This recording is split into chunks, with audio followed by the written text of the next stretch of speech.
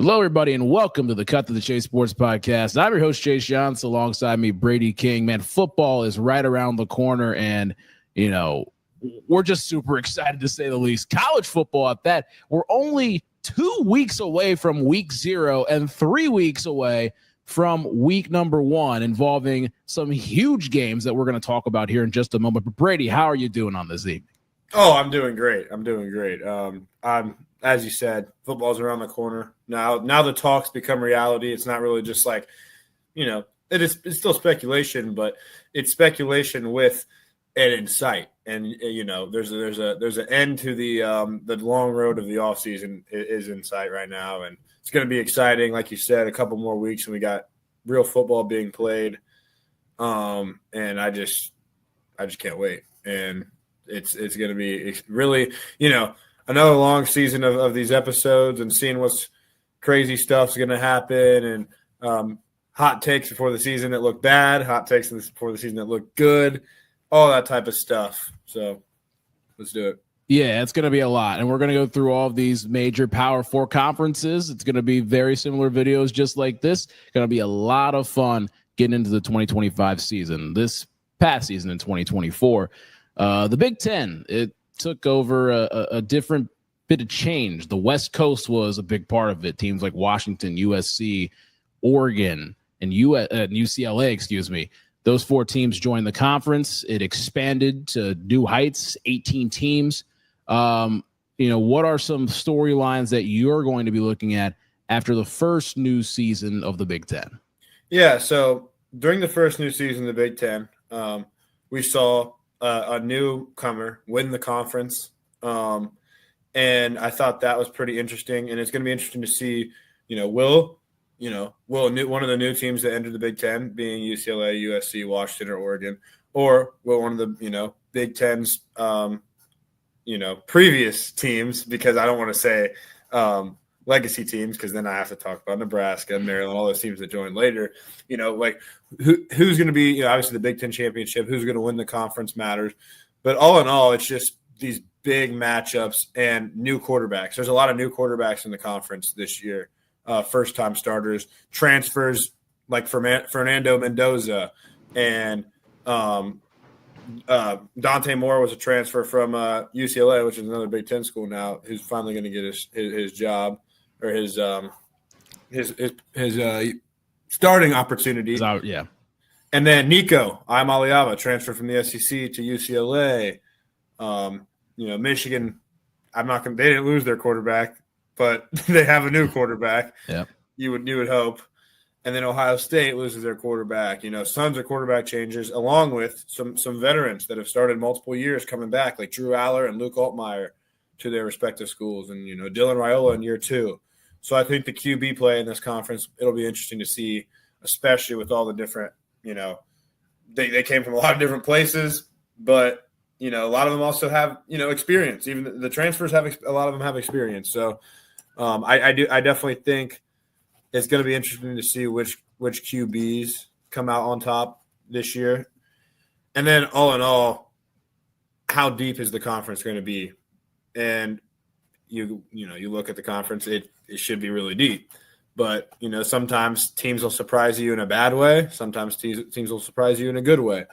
And last year we saw that with Indiana being one of the better teams in college football last year. I firmly believe they were one of the 10 best teams in the country. They finished that way. We'll see if Penn State can finally win. They win some big games, but they don't win the big games. They've lost numerous games in a row against, the best teams in the country, and they just haven't been able to get over that hump. We'll see if they're able to do that. And then will Ohio State be able to repeat and win another national championship? And will they snap the four-game losing streak against Michigan? I feel like that's probably the biggest storyline in the Big Ten, even though it's, one singular game. There'll be a lot of eyes on that in November. So I think all in all, you look at those storylines. I think those are your biggest storylines for this upcoming season, coming off of last year's first season with the new Big Ten. That pretty much covers it all right there, ladies and gentlemen. I mean, there's, not much left right there. So again, it's going to be fun to see what happens in the Big Ten. And, Obviously before we get to Big Ten play, we've got some non-conference games that we want to take a look at. Obviously, there's a big one that's circled for week 1, and we'll talk about that more extensively as we get closer to it.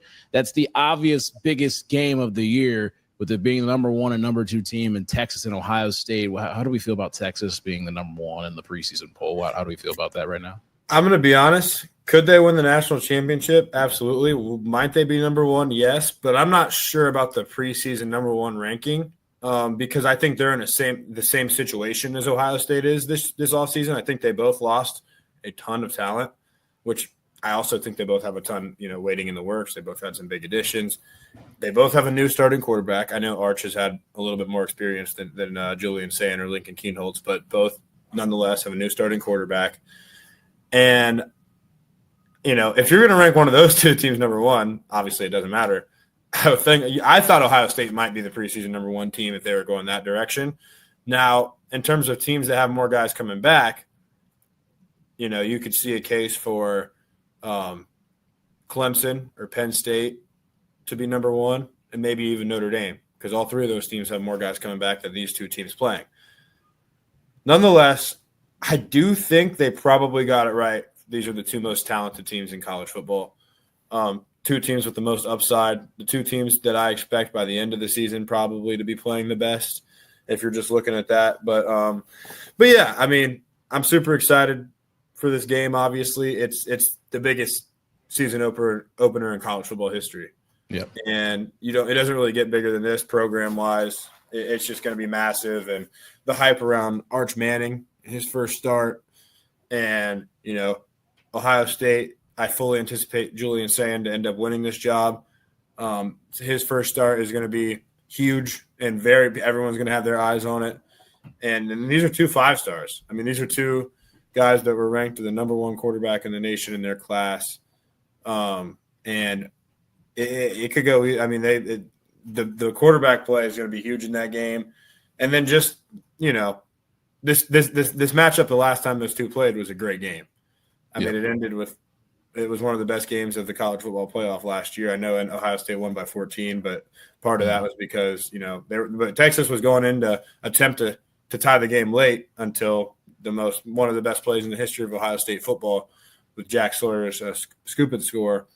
And, just what a storyline. That was Texas's last game. They're playing Ohio State 2 games in a row. So yeah. I think that's your clear best Big Ten. Or that's your clear best game of the regular season in terms of just looking at them right now. Most definitely. And here's my thing, all right? When it comes to the preseason poll and everything, one, obviously they have to rank some teams because of ratings. You got to have something beside these teams to be able to sell the point of the games. To be completely honest, I don't really hold weight to the rankings until we reach October, and really people don't hold the weight until the committee starts putting that stuff up until the start of November. So obviously that plays a pretty big role. But again, I think with it being this matchup of number 1 and number 2 to start off the season, it really didn't matter who it was to have Texas or Ohio State be 1 or 2. I think it actually kind of works in the favor of Ohio State being number 2 and playing the home game compared to being number 1 and playing the home game. And say, for example, if Texas were to beat them as number 2 team on the road, then again, you're like, what are we looking at right here? Blah, blah, blah. It kind of, it makes it interesting now with it being a 12-team playoff that, these rankings don't really mean that much, especially in the early portion of the season. So it's just kind of like, all right, we're sending out the 2 best teams, projected best teams in August to play a big-time game on Big Noon Kickoff, which, again, that's another story as to I don't even know why it was whatever, okay? But it's the best game on the schedule. People are excited for this one right off the bat. I mean, this is going to be a fun one, and we're going to cover this more as we get closer to the game. I mean, we're only 24 days out from this one, 23 when you guys see this. This is going to be insane. But I want to look at a couple other matchups that are surfacing through. One that actually sticks out to me is I'm just saying this because I still go to school there. It's Nebraska and Cincinnati, and that game is in Arrowhead. This is a home game for Cincinnati, which it's crazy enough. The game is supposed to be played at Lucas Oil Stadium on Saturday, August the 30th. Now it's going to be Thursday, August the 28th, and it's going to be played at Arrowhead Stadium. Dylan Raiola, this guy was one of the best quarterbacks coming out of the class. What are we expecting from him in year 2? They're playing against, a team like Cincinnati that's just trying to get back to bowl eligibility as the years go on. Scott Satterfield and them are on the hot seat right now. Scott Satterfield's on the hot seat, and, Raiola showed some moments last year, but he's really trying to improve upon it. And this is going to be a very interesting Thursday night game on national television, one that I might be at. So knock on wood for that one. But is there any other game that really highlights you in this non-conference schedule for the Big Ten? Yeah, I think Michigan and Oklahoma is the one you really point to. I mean, that's the other side of the Red River showdown in the game. Literally just like Oklahoma fans are big Ohio State fans, and Texas fans are big Michigan fans. Yeah, and vice versa, obviously. And this is a big one because this is actually going to be a night game. This is in Norman. Michigan goes on the road to play against Oklahoma, and John Mateer, transfer quarterback that had a big year at Washington State last year. They also got Jaden Ott from California. That was a pretty big addition to the portal. And, they returned quite a bit on defense. They returned their leading receiver, or their best receiver that had gotten injured last year, Deion Burks. And then Michigan, new team. They got a new quarterback. Bryce Underwood will win the job. The other guy in contention, Mikey Keene, he's been banged up. He might not even be ready to go week 1. Davis Warren isn't even ready to go. So Bryce Underwood is battling nobody. So he's going to start, and that'll be a tough test to play at Norman on the road for his first Power 4 football game. And Michigan has to replace a lot on the D line. They'll still have depth there. They'll still be good up front. They got they got Justice Haynes in the transfer portal at running back. They got some new O-line additions. So Michigan will be a little bit different of a team stylistically than last year, I would imagine. And same with Oklahoma. So this is 2 new versions of 2 blue bloods going at each other. I think this is a huge game. This will set the tone for both of their seasons.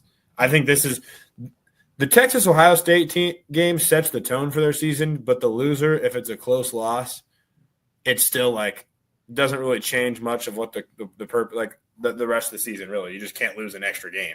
But the Michigan-Oklahoma game, I feel like it'll tell us a lot. The loser of that game, it's here we go again type of deal. Although Michigan ended up getting a big win at the end of last season, obviously, I mean, I would argue that a lot of that was, more so. It was a lot different due to a lot of different reasons, but I still, I don't think anyone was impressed with them last year.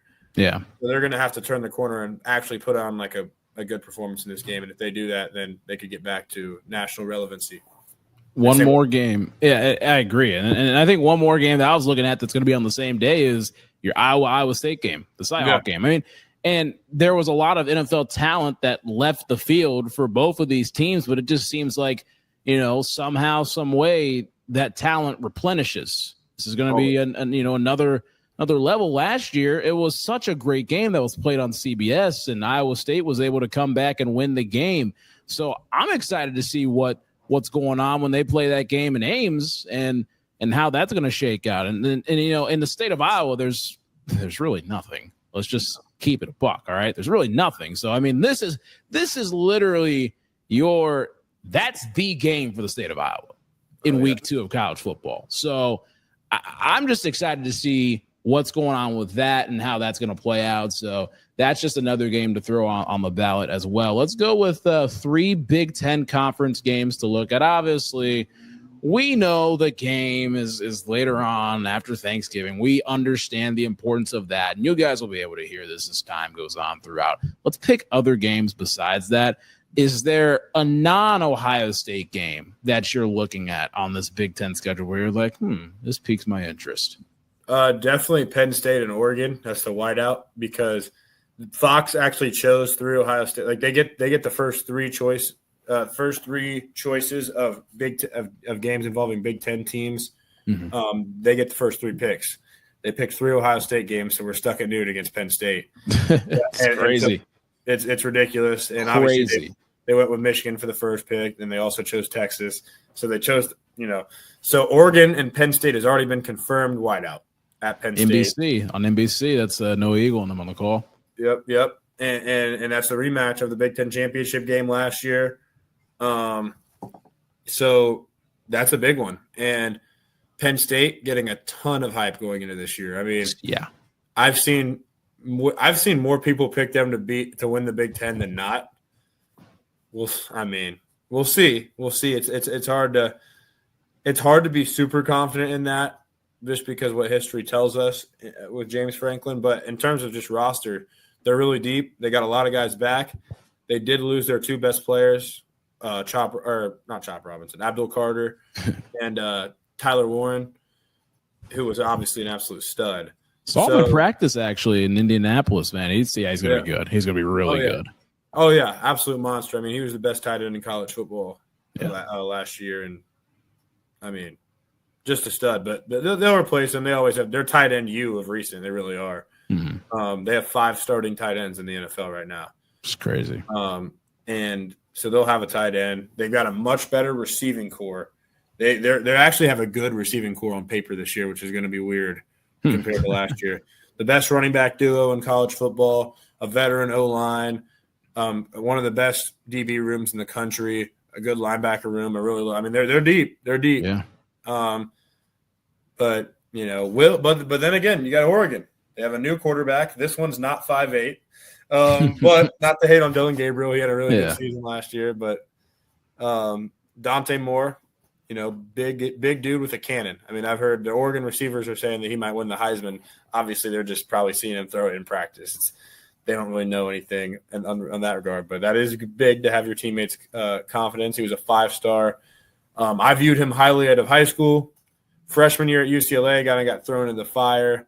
Didn't play so hot at times, but then again, he's playing for UCLA. What do you really expect? So I expect him to have a much bigger year with the Ducks, and to see him play against Penn State in a wideout, that's going to be a defining moment. I mean, if he was going to win the Heisman, there you go. That's one of the biggest stages you can go win it on. Yeah, and I'm going to give you another game that's not, it's not an Ohio State game. It's actually really interesting to pick and decide between these, but I'm actually really intrigued. On the same day that Ohio State plays Penn State, USC has to go to Nebraska. Mm-hmm. Jaden Mayava versus Dylan Raiola, all right? And just the atmosphere that USC is going to have to travel into, I'm not really expecting a whole lot from them this year, but Mayava played at UNLV for a couple years, played a little bit last year, in place of Miller Moss. But I don't know. Something about that game really intrigues me. And Dylan Raiola, how's he going to look in year 2? That's just my question. And I think that's going to be an interesting matchup because you don't see that every day. I don't know what they're going to be playing for. I mean, probably battling for some bowl eligibility at that point. I haven't really looked at those 2 teams extensively. I mean, I'll be deep diving Nebraska film here in the next week, but I don't know. This is something that intrigues me. And I think the Ohio State game that gets me the most, believe it or not, is not the Penn State game. It's the UCLA game because Nico's coming back to play against Ohio State after he struggled so much playing up in the cold weather. He has to come back to Columbus in November. So, I mean, the whole entire situation that went through for Nico in the offseason was crazy. All right. That was something that we have never seen before in college football with a contract dispute, this, that, and the other. I mean, it's insane to look at. And not only did he leave to go to a very, warm weather place and everything else and stay comfortable, he's going to have to come back across to the East Coast to play against the team that sent him out of the playoffs and sent him out of Knoxville ultimately. So I'm excited to see how that goes. And I know Ohio State, I know those guys are definitely going to know, hey, this was the same guy that we sent away. Guess what? Let's try to send him away one more time. Yeah, for sure. I mean, that is a very interesting storyline. I'm sure he's not looking super forward to that game, considering he's got UCLA's roster around him instead of Tennessee's. But, that's a big one. Absolutely. Another dark horse game that's not the Penn State game is the Washington game on the road. Yeah. Playing in one of the toughest environments. I mean, this schedule is brutal. It really is. That's one of the toughest environments in college football, and I think Washington is the most underrated team in college football coming into this year, actually. I think they're going to be really good, really good. Yeah, so Ohio State's traveling up there in late September to go to Seattle. That's going to be a big one to watch out for. Brady, you've looked extensively at the Big Ten and Ohio State, pretty much the entire 9 yards on that. Who are 3 breakout players that could come from the Big Ten this year? Yeah, so looking around at all the teams, there's a lot of guys that I'm pretty excited for this year and that I think could have big years. The first one, I have Kenyon Sadiq, tight end at Oregon. He technically was their backup tight end last year, but he flashed big time when he was in. He scored the first 2 touchdowns of the Big Ten championship game against Penn State. I mean, this is a freak athlete. This dude, if you just look at him, you're like, okay, this guy's the best tight end in the country if you just see him. But then you realize he's never even started before. But he's also been involved. We've seen him. He's very athletic. And he's drawing rave reviews from training camp so far. And I just expect I expect him to be one of the best tight ends in the country, top 3 somewhere in there. I don't want to say number 1 because there's going to be probably 2 or 3 guys that are in the mix for that conversation, including Max Clare and then Eli Stowers from Vanderbilt. Secondly, I have DeMond Williams of Washington, their quarterback, from Arizona, Basha High School, high school teammate of Ohio State cornerback Miles Lockhart, actually. So really, if Miles is in there against Washington, then he's going to get a chance to go up against his high school quarterback. But I think DeMond will be one of the best quarterbacks in the Big Ten. He they kind of benched Will Rogers for him last year, and he made plays. I mean, this dude can run. He's fast. He's got a good arm. He was a true freshman last year. And he threw for 5 touchdowns in that bowl game against Louisville. I do think he's going to have a monster year and be one of the best quarterbacks in the Big Ten. And third, I'm going with Caden McDonald of Ohio State, D tackle, absolute game wrecker. He's finally going to get the chance to start in the middle at D tackle. Tyleik Williams goes off to the NFL. It's more of a reload than a rebuild at that point. Yeah, I was looking for the right word. It's more of we're in preseason form too. It's okay. It's okay. yeah, and I just think, from what I've been hearing from training camp and just what he did last year when he was in the game and all that type of stuff, I do think Caden McDonald will have a monster season and be one of, if not the best defensive tackles in the Big Ten. So I mean, I think those are my guys. Yeah. I left out the obvious pick, Julian Saying, just because talked about it plenty of times. And we'll see how that goes, man. But K-Man, that's gonna be fun to watch, man, because he was in that rotation last year and finally getting a chance to really go out there and play and get a lot of reps and be that guy in the interior. That's gonna be fun to watch him. Number 98 for the Buckeyes. And then you mentioned that DeMond Williams, man. I looked at his numbers, man. 8 touchdowns to 1 pick. I mean. Nothing to scoff at all, especially with what's going on with Washington up there. I mean, this team made the national championship in 2023. Obviously, Kalen DeVore ends up going. I mean, just saying, I mean, they definitely are a sneaky team that we do have to watch out for up on the upper northwest coast of America. Let's go here, all right? So the Big Ten championship game. Who do we think is going to make it? Actually, I'm going to give you my pick real quick. I think it's going to be Ohio State and Oregon. These 2 teams don't play each other in a regular season. I think somehow Oregon is going to end up making the Big Ten championship. I honestly think I'm going to put a bold claim on it. I think Dante Moore and Oregon are going to go in there and upset Penn State in the whiteout game. All right, I'm going to put it out there, and I think that's going to put them on the inside track to make the Big Ten championship game. And I think Ohio State's ultimately going to beat them by 7 points in a tight ball game in Indianapolis. So I'm going to go Ohio State over Oregon. What are your thoughts, Brady, and who are you picking? Yeah, so I like that pick. I was going back and forth between the big 3. Yeah. I'm going to go Ohio State and Penn State. I think we get a Big Ten East, an old school Big Ten East, Big Ten championship. I think Ohio State and Penn State rematch. After Ohio State narrowly defeats them in a battle in the horseshoe in the regular season, I think Penn State's going to see the Buckeyes again. After the Buckeyes lose 1 game in the regular season at Illinois, but Illinois will lose 2 Big Ten games. And so Ohio State, Penn State will go undefeated other than against Ohio. Penn State's going to lose one Big Ten game. So 2 one-loss Big Ten teams going into the Big Ten championship. I think Ohio State will finally bring home the Big Ten championship for the first time since 2020. Finally getting Indianapolis, getting that chance to be in Indianapolis again. I think Ohio State gets Penn State twice this year. Nittany Lions fans will be in a rough place that day, hopefully, in terms of Twitter and all that, social media. That'd be enjoyable to watch. So I really just hope beating Penn State twice would be awesome. But that is my prediction. I think it's going to be another fairly good game. I actually think for whatever reason the Big Ten championship we're going to win by more than we did at home. Really?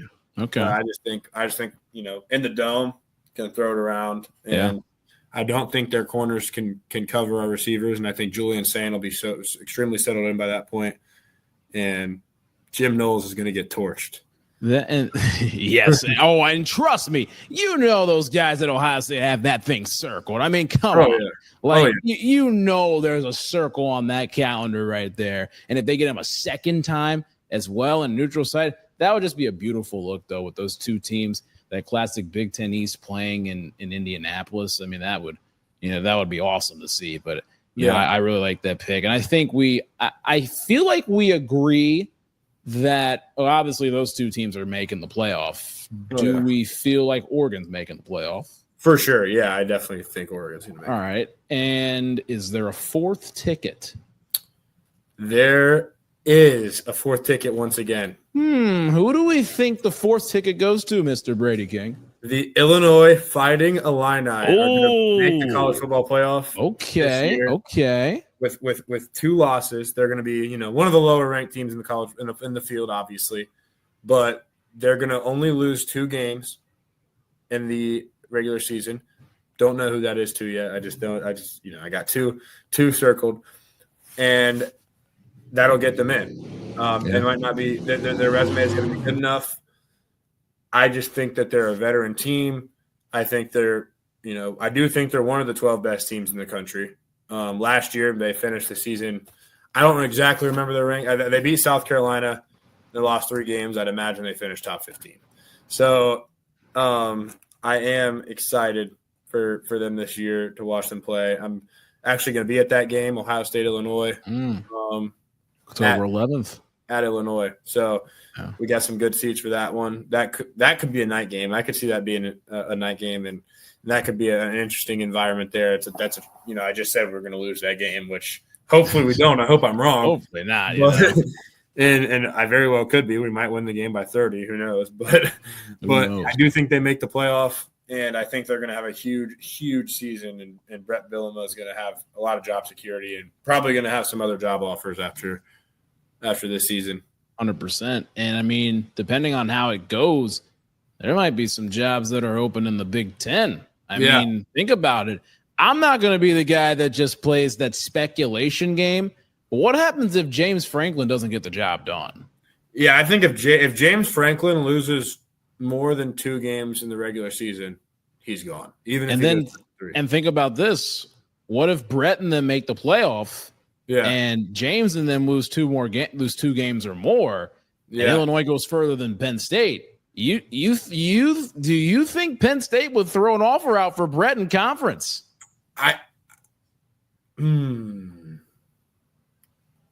It's the offseason still. It still is for us.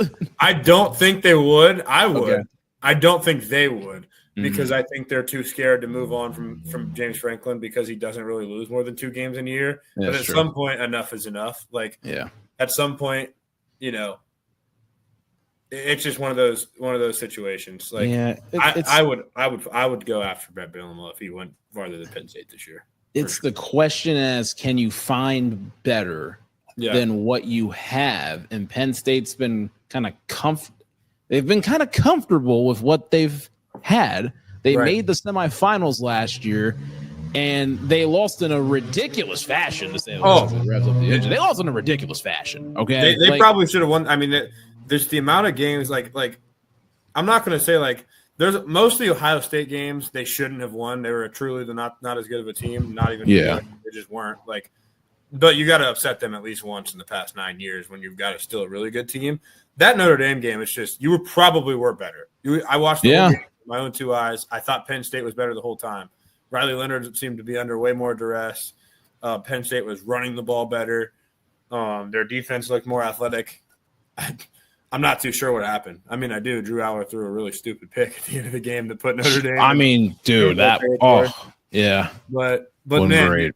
I actually think that if Penn State disappoints and like if Penn State doesn't make it to the Final Four, I think James Franklin will be the USC coach next year. I think he doesn't want to be on the hot seat at Penn State, and I don't necessarily think they'll fire him. I think Lincoln Riley will get canned. I mean, I think he's getting fired after this year because I think they're not going to be that good again. They'll get fired. He'll get fired, and then James will have that opportunity. He'll be their first guy they call. Well, there you go. That's your Big Ten preview coming up on the season. We're going to have so much coming throughout with this, with the season coming up, man. We're going to preview the SEC. We're going to preview the ACC, the Big 12, a little bit of Group of Five. We'll have some predictions, full predictions coming up when it comes to the college football playoff. This is going to be fun. That's Brady King. I'm Chase Johnson. We'll see you guys next time on the Cut to the Chase Sports Podcast.